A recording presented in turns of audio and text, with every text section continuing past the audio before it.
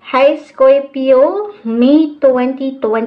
Ito na po ang inyong reading. Kuha lang tayo ng ilang messages para sa inyo. As usual, mensaheng gabay lamang po. Para sa mga Scorpio, ngayong bagong buwan ng Mayo, anong maiwan natin para sa kanila? Message. Scorpio. Scorpio, message. This month, anong mensaheng gabay? Anong ganap? Anong parating sa mga taong ito? Scorpio, May 2024. Para sa taong ito na nakikinig ngayon, ayan, meron ng umangat. Scorpio. Uy, okay. So, spread natin isa-isa. The Three of Swords. This one is in reverse. The King of Pentacles reverse. The Five of Cups. The Eight of Cups reverse. And the Devil reverse. Hindi po kailangan katakutan yung ilang, barahang umaangat. Scorpio, May 2024, tayo ay general message. Just only take what resonate po. Still, kahit pa pare-pareho kayo ng sign sa realidad, magkakaiba kayo ng sitwasyon, posisyon, relasyon, porosyon, Okay, meron tayong nakikita ditong dalawa lang to, guys. When it comes to your relationship, love sector, it's either, sabi ko nga, magkakaiba ang bawat isa kahit pa pare-pareho ng sign. It's either lalaliman nyo na ang connection, yung relationship na ito na meron kayo sa isang tao, especially for attached couples, or eto na, merong pag-release, okay? Merong pag-move on or pag-let go. So, dito muna tayo sa paglalim.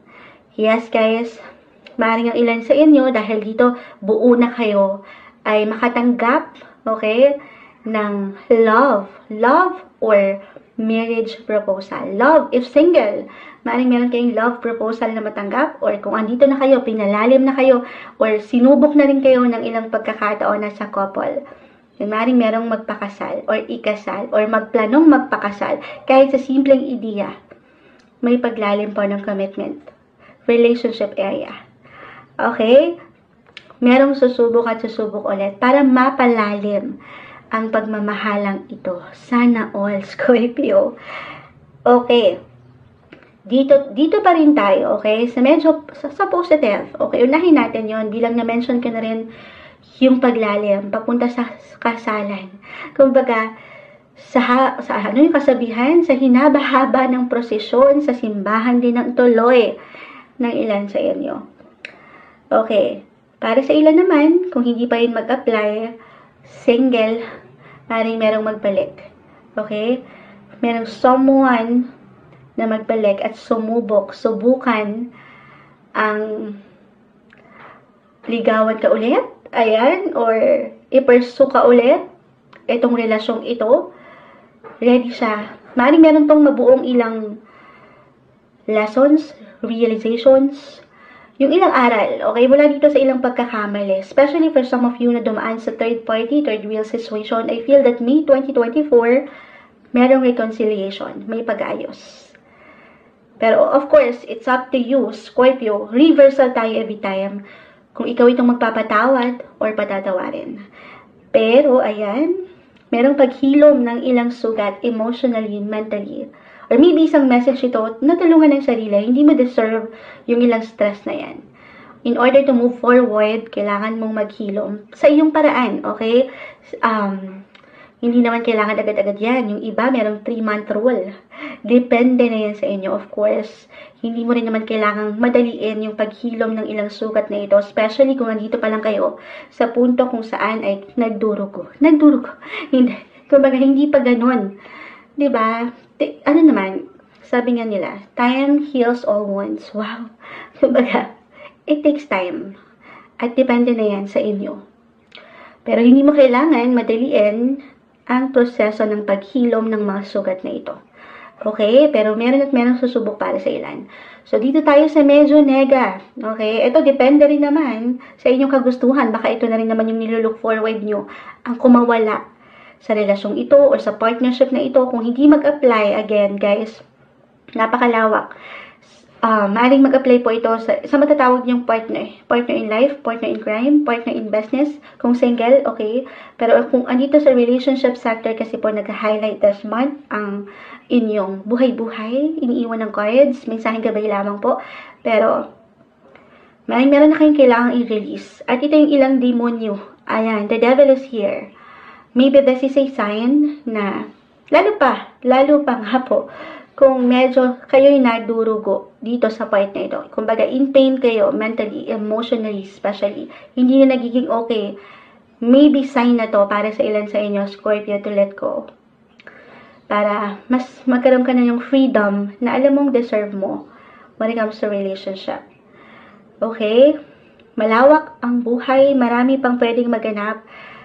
Unti-unti naman, yung process of healing, again, iba-iba tayo dyan. It will take time.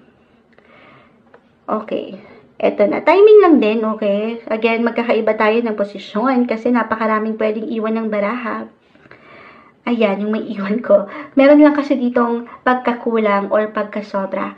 So, balance is the key nang hindi kayo nasosobrahan sa point na baka kayo nasasakal na sa relasyon or nakukulangan naman, okay, sa atensyon.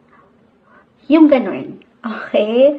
So, relationship, partnership area yung umaangat. Kung ito naman ay patungkol sa inyong mga trabaho, hindi naman kailangan laliman po yung na-mention ka about partnership na baka dito kayo mag-release. Okay?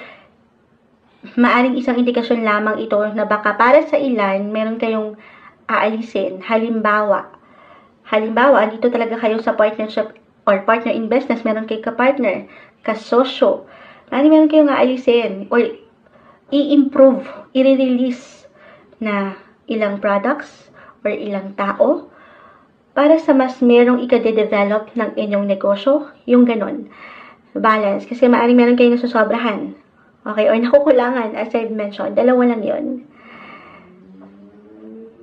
Pero, ayan, may pag-increase naman, sa true lang, the King of Pentacles, meron tayong nakikitang pag-increase ng money, nung flow ng money. Gaano man yan kalaki kaliit sa realidad, again, magkakaiba tayo.